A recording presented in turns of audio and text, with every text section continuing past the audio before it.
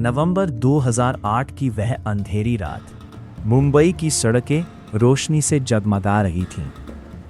ताज hotel के भव्य lobby में लोग हंस रहे थे, शैंपेन के ग्लास टकरा रहे थे।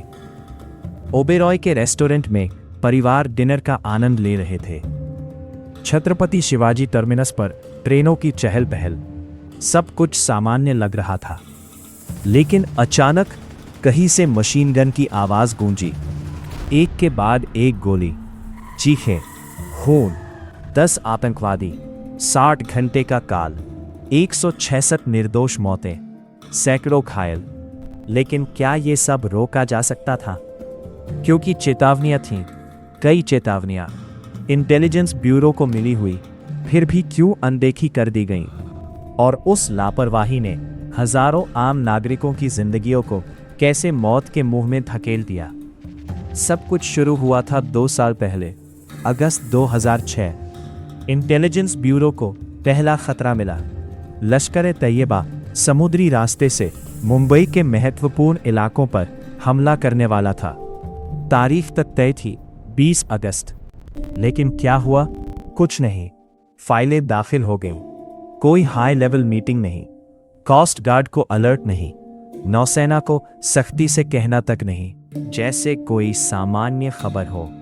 फिर अगस्त 2008, 9 तारीख, इंटेलिजेंस ब्यूरो ने फिर चेतावनी दी। ताजमहल पैलेस, ओबेरॉय होटल और वर्ल्ड ट्रेड सेंटर पर बम हमले की आशंका।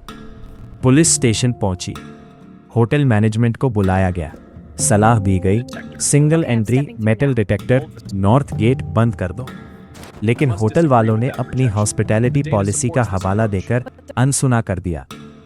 ताज होटल के बाहर की 2 पुलिसकर्मियों की पिकेट तो 13 अक्टूबर को हटा दी गई, बिना किसी को बताए।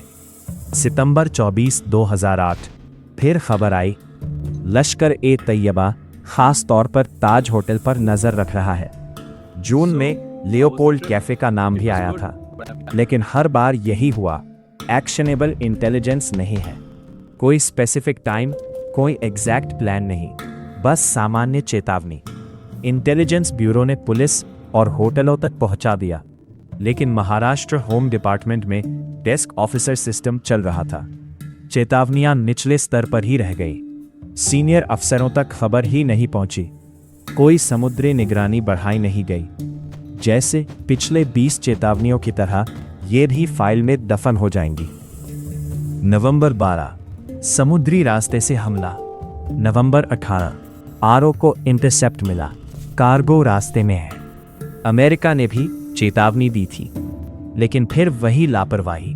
कोस्ट गार्ड सोया रहा, नौसेना ने कहा स्पेसिफिक नहीं है, मछुआरों ने 4 महीने पहले ही बताया था संदिग्ध नावें समुद्र से आरडीएक्स उतर रहा है, लेकिन उनकी आवाज भी दबा दी गई। और फिर वो रात, 26 नवंबर, 10 आतंकवादी समुद्र से उतरे, ठीक उसी रास्ते से जिसकी चेतावनी 2 साल से आ रही थी। ताज में घुसते ही गोलियां, ओबेरॉय में आग, सीएसटी पर नरसंहार, नरीमन हाउस में बंधक। 60 घंटे तक पूरा शहर सांस रोककर देखता रहा। माताएं बच्चों को छाती से लगाए रो रही थी। पति पत्नी एक दूसरे का हाथ थामे आखिरी सांस ले रहे थे। विदेशी पर्यटक जिन्हें मुंबई ने मेहमान समझा था, वो भी निशाने पर। 166 जिंदगियां चली गईं, हजारों घायल।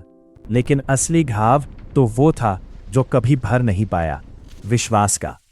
अगर इंटेलिजेंस ब्यूरो की उन चेतावनियों को गंभीरता से लिया जाता, अगर समुद्री निगरानी बढ़ाई जाती, अगर होटलों में सिक्योरिटी टाइट की जाती, अगर डेस्क ऑफिसर सिस्टम की बजाय हाई लेवल मीटिंग बुलाई जाती, तो क्या वो 10 आतंकवादी मुंबई तक पहुंच पाते? क्या वो निर्दोष बच्चे, वो युवा, वो बुजुर्ग आज भी हमारे बीच होते? ये लापरवाही सिर्फ एक गलती नहीं थी, ये हजारों परिवारों का टूटना था। मुंबई जैसे शहर में जहां हर रोज लाखों लोग घूमते हैं, एक छोटी सी चूक ने पूरे राष्ट्र को झकझोर दिया। इंटेलिजेंस ब्यूरो ने अपना काम किया, चेतावनी दी, लेकिन सिस्टम ने, ब्यूरोक्रेसी ने, राजनीति ने और लापरवाही ने मिलकर उस चेतावनी को चुप करा दिया। आज भी सवाल खड़ा है, क्या हमने सबक लिया, या फिर अगली चेतावनी भी फाइल में दफन हो जाएगी, क्योंकि इतिहास दोहराया जाता है जब तक हम चुप रहते हैं। याद रखिए, वो चेतावनियां सिर्फ कागज नहीं थीं, वो हजारों जिंदगियों की आवाज थी और हमने उन्हें अनसुना कर दिया।